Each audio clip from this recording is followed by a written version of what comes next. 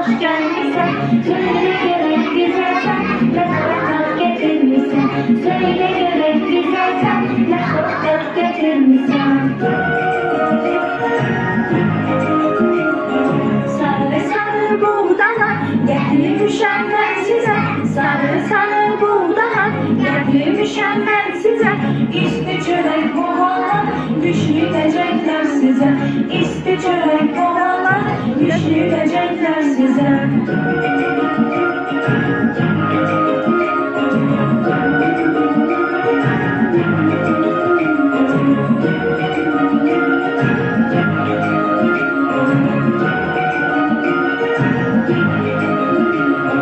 Salam bayır sen bize hoş gelmişsin.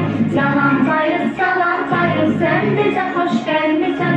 Söyle gerek güzelsen daha ne getirmişsin. Söyle gerek güzelsen daha ne getirmişsin.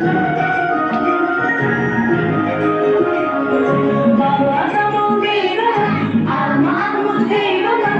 Bağlarda bol meyveler, alma armut heyveler.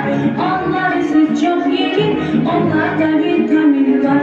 Onlar siz çok yiyin, onlarda vitamin var.